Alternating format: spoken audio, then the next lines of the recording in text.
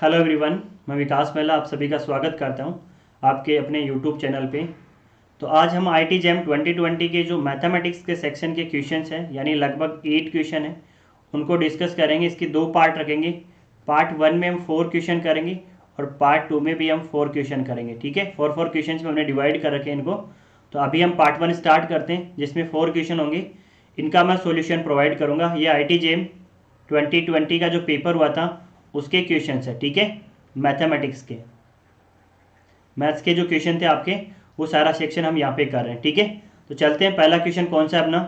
तो अगर आप यूट्यूब चैनल पे नए हो तो यूट्यूब चैनल को सब्सक्राइब कर लेना, और अगर ये वीडियोज आपको अच्छे लगे तो इनको लाइक करना और अपने फ्रेंड्स के साथ शेयर जरूर करना, ताकि उनको भी बेनिफिट हो। तो देखो भाई, यहाँ से अपना फर्स्ट क्वेश्चन है, क्वेश्चन नंबर 6 है। जो फर्स्ट क्वेश्चन था हमारा, द कर्व है y इक्वल टू एक्स की पावर 4 माइनस फॉर एक्स की power 3 plus four x square minus 4 has a tangent parallel to x axis. ठीक है, एक्स एक्सिस की क्या है, पैरेलल होगी इसकी टेंजेंट जो भी होगी। ठीक है, कैसी होगी, पैरेलल टेंजेंट होगी at the following points x y. ठीक है, यानी ये पॉइंट्स होंगे जो एक्स वाई इनसे पास होकर जाएगी, तो वो पॉइंट्स आपको निकालने हैं। ठीक है, जैसे मान लो देखो, ये मेरा वाई एक्सेस है, ये मेरा एक्सेस है, ये मेरा कोई भी एनी ग्राफ है। ठीक है, ऐसा कोई ग्राफ है। ठीक है, तो मान लो यहाँ मैंने एक लाइन डाली, ये टेंजेंट लाइन है। ठीक है, तो ये पॉइंट आपका टेंजेंट लाइन का हो जाएगा। ऐसे ही अगर मैं यहाँ ला लूँ तो ये भी एक टेंजेंट होगी, यहाँ भी एक टेंजेंट होगी। तो इस ग्राफ पे जिस जिस पॉइंट पे इस एक्स एक्स के पैरेलल जो टेंजेंट रहेंगी, वो आपको यहाँ से निकालना है। ठीक है, मतलब आपको क्या निकालना है, टेन थीटा इक्वल टू 0 होगा। जहाँ पैरेलल होगा वहाँ टेन थीटा इक्वल टू 0 होगा।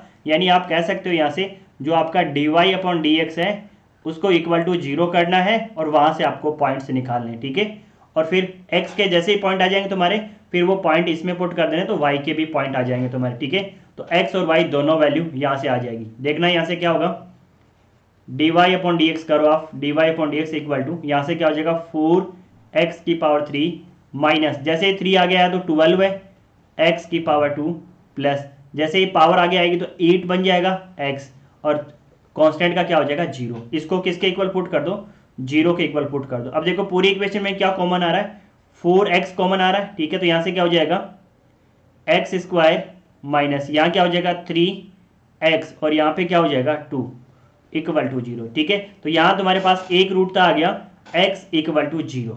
ठीक है, बाकी 2 रूट इसकी हेल्प से आ जाएंगे, तो यहाँ से 2 इसकी हेल्प से 2 रूट क्या आ जाएंगे, x square minus 2x minus x plus 2 equal to 0। यानी इस पॉइंट, इसको तुम स्प्लिट कर सकते हो, क्वाड्रेटिक इक्वेशन है तो ऐसे स्प्लिट कर दिया। अब देखो फर्स्ट 2 टर्म में क्या कॉमन आ रहा है, x कॉमन आ रहा है, तो x माइनस 2 रहेगा यहाँ पे। अब देखो इसमें माइनस कॉमन ले लो आगे वाले दोनों टर्म में, तो यहाँ से क्या बन जाएगा, x माइनस 2 इक्वल टू 0। तो यहाँ से तुम्हारे पास क्या बन गया, x minus 2 and x minus 1 equal to 0।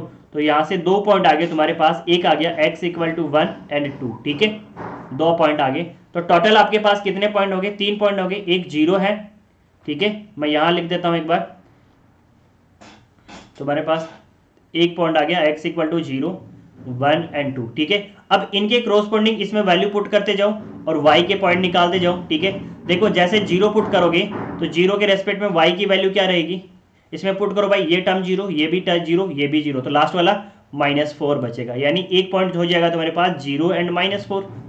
1 रखो भाई, तो 1 रखोगे, यहाँ पे 1 का स्क्वायर पावर 4 1, -4 इंटू 1 1, और यहाँ +4 और यहाँ -4। ठीक है, तो ये वाला कैंसिल हो जाएगा, बचा क्या तुम्हारे पास -3। यानी एक पॉइंट हो गया। अगर तुम 1 पुट करते हो तो यहाँ से -3 तुम्हारे पास आ जाएगा। अगला ये पुट करो भाई, यहाँ 2 की पावर 4 कितना हो जाएगा, 16 माइनस 2 की पावर 3 8 इंटू 4, फिर कितना हो जाएगा 32 प्लस 2 की पावर 2 4 इंटू 4 16 माइनस 4।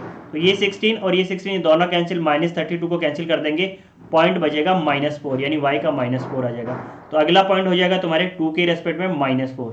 अब देखो ये कौन से ऑप्शन में, 0, यहाँ देखो भाई 0 -4 2 -4 1 -3, तो यहाँ से ऑप्शन कौन सा हो जाएगा, बी तुम्हारा राइट हो जाएगा। यानी इस कर्व पे वो पॉइंट है जिन पे ये टेंजेंट कैसी रहेगी, पैरेलल रहेगी एक्स एक्स के। अगर इन पॉइंट्स पे तुम ये कर्व बनाओ और इस कर्व पे ये वाले जो पॉइंट्स हैं इन पे अगर तुम टेंजेंट डालोगे ना, तो वो एक्स एक्स के पैरेलल रहेगी। और यही हमें क्वेश्चंस में पूछा गया है कि एक्स एक्स के पैरेलल रहने वाले टेंजेंट के वो पॉइंट्स निकालो जो इस कर्व पे हैं, ठीक है। तो आपके पास बी ऑप्शन राइट हो गया। अगर कोई भी क्वेरी है तो आप कमेंट सेक्शन में कमेंट कर दिएगा, मैं फिर से इसको एक्सप्लेन कर दूंगा, ठीक है। चलो अगले क्वेश्चन पे चलते हैं। अगला क्वेश्चन नंबर हमारा 37 था, ठीक है। बहुत इजी क्वेश्चन है ये, तो ज़्यादा इसमें टाइम नहीं लगने वाला। देखो क्या कहे, which of the following curve या स्ट्रेट लाइन, यानी नीचे जो अपने को गिवन है इसमें कुछ कर्व भी गिवन है और कुछ स्ट्रेट लाइन भी है, ठीक है। Line equation will passing through the origin when the plotted the graph. अब आपको ग्राफ तो प्लॉट नहीं करना, ठीक है, यहाँ पे ग्राफ प्लॉट करके नहीं देखना, बस आपको ये चेक करना है कि ओरिजिन से पास होने का मतलब अगर आप 0 0 वैल्यू उसमें पुट करते हो तो वो उस इक्वेशन को सेटिस्फाई करना चाहिए, ठीक है। ओरिजिन से किसी भी पॉइंट से कोई भी इक्वेशन पास हो रही है तो अगर वो पॉइंट उस इक्वेशन को पुट करते हो तो वो इक्वेशन को सेटिस्फाई करेंगे, ठीक है। तो ये 0 0 भी सेटिस्फाई करना चाहिए। अब आप देखो 1 बाई 1 पुट करो, पहले इसमें पुट करता हूँ, ठीक है। एक्स की वैल्यू 0 पुट करो, 0/2 प्लस 0/2 इक्वल टू 0। तो ये क्या हो गया, 0 प्लस 0 इक्वल टू 0, यानी 0 इक्वल टू 0 हो गया। तो पहली वाली इक्वेशन सेटिस्फाई हो रही है, मतलब ये कहाँ से पास होगी जा रही है, 0 0 से पास होगी जा रही है। दूसरे वाला देखो भाई, बी वाला option 1 plus 0 plus 0 equal to 1। देखो एक्स की वैल्यू भी 0 और वाई की वैल्यू भी 0 मैंने पुट कर दी, तो 1 इक्वल टू 1 हो गया, मतलब सेकेंड ऑप्शन भी सेटिस्फाई कर रहा है। तो ये भी क्या है, 0 0 से पास होके जा रहा है। सी वाला देखो भाई, सी वाला ऑप्शन को देखो यहाँ पे, 0 into 0 equal to 1, 0 equal to 1, ये पॉसिबल नहीं है, मतलब ये वाला ऑप्शन सेटिस्फाई नहीं हो रहा, तो ये 0 0 से पास होके नहीं जा रहा। अब लास्ट वाला ऑप्शन देख लो, D option, 2 into 0 minus 2 into 0 plus 2 equal to 0। तो यहाँ ये वैल्यू 0, ये भी 0, तो क्या हो जाएगा 2 इक्वल टू 0, जो क्या है पॉसिबल नहीं है, तो ये भी ऑप्शन इसको सेटिस्फाई नहीं कर रहा। बस आपको 0 0 पॉइंट पुट करना है और आपको चेक करना है कि ये मेरे कौन कौन से ऑप्शन सेटिस्फाई हो रहे हैं। तो ऑप्शन ए एंड बी मेरे यहाँ से सेटिस्फाई हो रहे हैं गिवन क्वेश्चंस में, ठीक है। तो आई थिंक यहाँ तक क्लियर है, बहुत इजी क्वेश्चन था ये। अगर आपको इसमें कोई भी डाउट है तो फिर से आप कमेंट सेक्शन में कमेंट करिएगा और पूछ लीजिएगा। चलो अगले क्वेश्चन पे चलते हैं। अगला क्वेश्चन है 42, क्वेश्चन नंबर 42 है और इसमें इंटीग्रेशन पूछा है 2 डेसिमल तक, राउंड ऑफ 2 डेसिमल तक इसका फाइनल आंसर पूछा है, ठीक है। देखो integration, under root 0 to 1 two y under root 1 plus Y square d y, ठीक है। अब देखो इसका डायरेक्ट इंटीग्रेशन का कोई फॉर्मूला नहीं है, लेकिन आप क्या कर सकते हो, लेट कर लो, let 1 plus Y square equal to T, ठीक है। तो यहाँ से क्या हो जाएगा भाई, बहुत सारे डिफ्रेंशिएशन करो, तो 0 का 1 का करोगे 0 हो जाएगा और वाई स्क्वायर का हो जाएगा 2y d y equal to d t, ठीक है। अब देखो ये रहा तुम्हारे पास 2y और ये रहा dy, इसकी जगह तो पुट कर दो dt और 1 प्लस वाई स्क्वायर की जगह पुट कर दो t, तो तुम्हारे पास क्या बन जाएगा, integration under root t d t बन जाएगा तुम्हारा, ठीक है। अब देखो लिमिट भी हमें चेंज करनी पड़ेगी, क्योंकि पहले हमारा जो फंक्शन था वो y का था और अब हमारा फंक्शन t का बन गया, तो यहां से लिमिट निकालो इस रिलेशन से। अब देखो लोअर लिमिट है t y इक्वल टू 0, तो y इक्वल टू 0 इसमें पुट करो तो t इक्वल टू क्या आ जाएगा, 1 आएगा, नहीं आएगा, यानी लोअर लिमिट 1 हो जाएगी, ठीक है। अब y equal to upper limit है 1, तो यहाँ पुट करोगे तो t इक्वल टू क्या हो जाएगा 2, तो अपर लिमिट हो जाएगी 2, ठीक है। अब यहाँ से इंटीग्रेशन कर दो 1 to 2 t की पावर 1/2 dt। अब क्या करते हो आप, पावर में एक बढ़ाते हो, यही करते हो, t की पावर 1/2 प्लस 1 और इसी से डिवाइड कर दो तो 1/2 प्लस 1 और अपर लिमिट और लोअर लिमिट पुट कर दो 1 to 2, पुट करो भाई। यहाँ देखो ये क्या बन जाएगा, ये बन जाएगा 3/2, तो ये कैसे लिखोगे, वापस चेंज हो जाएगा, डिनोमिनेटर ऊपर आ जाएगा तुम्हारा, तो क्या हो जाएगा 2/3, ठीक है। और यहाँ t की पावर क्या बनेगी, t की power 3/2 upper limit and lower limit, ठीक है। यहाँ पुट कर दो 2/3 और इसको पुट करोगे तो क्या बन जाएगा 2 की पावर 3/2 माइनस 1 की पावर 3/2, तो 1 ही हो जाएगा इसका वैल्यू, ठीक है।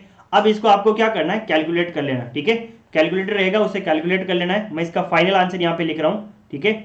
इसको जैसे ही तुम कैलकुलेट करोगे तो तुम्हारा आंसर आएगा 1.218 आंसर आएगा, ठीक है। वहाँ कैलकुलेटर रहेगा तुम्हारे पास अवेलेबल, इसको कैलकुलेट कर लेना, तो हमारा फाइनल आंसर आएगा 1.218, ठीक है। 2 डेसिमल तक लिखना है तो 1.22 लिख दो, ठीक है इसको, क्योंकि ये इसको एक इंक्रीज कर देगा, ठीक है। 5 से ग्रेटर होता तो इंक्रीज हो जाता है ना, वही सिस्टम है। तो यहाँ ये आपको लिखना 1.22, ठीक है, या फिर 1.218 भी लिख दो तो भी कोई दिक्कत नहीं है, लेकिन मिनिमम 2 डेसिमल तक लिखना जरूरी है। ठीक है, आई थिंक ये क्वेश्चन आपको क्लियर है। अगर फिर भी कोई आपको प्रॉब्लम है तो पूछ लीजिएगा कमेंट सेक्शन में कमेंट करके। मैं अगले क्वेश्चन की ओर मूव करता हूँ, क्वेश्चन नंबर 43। ठीक है, और इस पार्ट का लास्ट क्वेश्चन है, इसके बाद हम एक नया पार्ट और बनाएंगे। ठीक है, उसमें बाकी बचे हुए 4 क्वेश्चन डिस्कस करेंगे। ठीक है, देखो क्या बोला, लेट ए इक्वल टू, एक मैट्रिक्स गिवन है, ए मैट्रिक्स गिवन आपको sine theta cos theta and sine theta. ठीक है, अब आपको पूछा है a प्लस ए का ट्रांसपोज, ये जो a की पावर t लिखा है इसका मतलब a का transpose minus 2 time identity matrix, i किसको डिनोट करती है, आइडेंटिटी मैट्रिक्स को, इक्वल टू 0। ठीक है, इसने लिख भी दिया a की power t transpose of a, i is identity matrix. ठीक है, तो यहाँ थीटा की वैल्यू पूछिए, किसमें, डिग्री में पूछिए कि थीटा की वैल्यू क्या होगी तुम्हारे पास।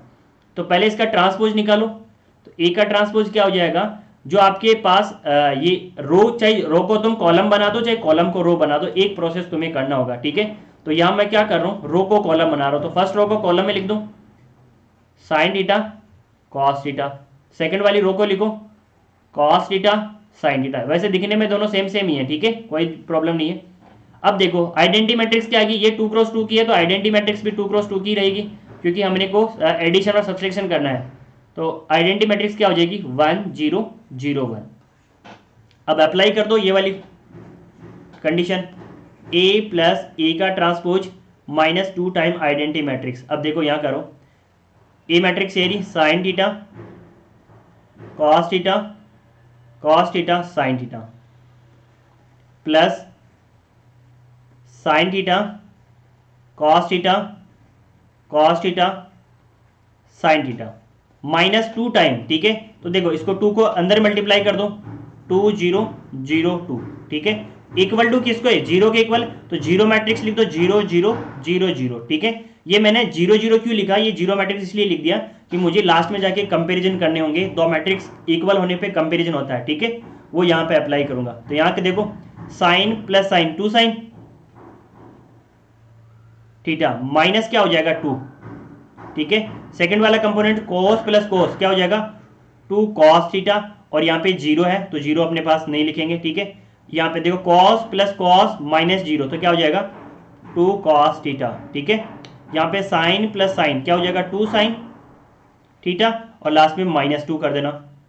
और ये किसके इक्वल रहेगा, ये इक्वल रहेगा 0 0 0 0। ठीक है, अब देखो जब भी कोई दो मैट्रिक्स इक्वल है तो उनके कंपोनेंट कैसे होते हैं, इक्वल होते हैं। ठीक है, तो देखो ये वाला कंपोनेंट 0 के इक्वल हो जाएगा, ये वाला कंपोनेंट 0 के इक्वल हो जाएगा, तो यहाँ करो भाई इक्वल। देखो मैं यहाँ पे लिख रहा हूँ, यहाँ पे क्या हो जाएगा 2 sine theta minus 2 equal to 0, तो यहाँ क्या हो जाएगा साइन थीटा इक्वल टू 1। अब आपको पता है साइन थीटा कब 1 वैल्यू देगा, जब थीटा की वैल्यू 90 डिग्री होगी। ठीक है, चलो 90 आ गया, इसके बाद 180 भी आएगा, लेकिन अब आपको यहां से ये भी चेक करना है कोस वाला। ठीक है, ये क्या है 2 कॉस थीटा इक्वल टू 0, तो कॉस थीटा इक्वल टू 0, तो यहां कब 0 देगा, ये जब थीटा की वैल्यू क्या होगी 90 डिग्री। ठीक है, तो ये दोनों क्या हो जाएगा, थीटा की वैल्यू यहाँ पे 90 डिग्री हो जाएगा। डिग्री में हमें पूछा है, अगर ये रेडियन में पूछता तो क्या लिखते, π/2 लिखते। ठीक है, π/2 लिखते,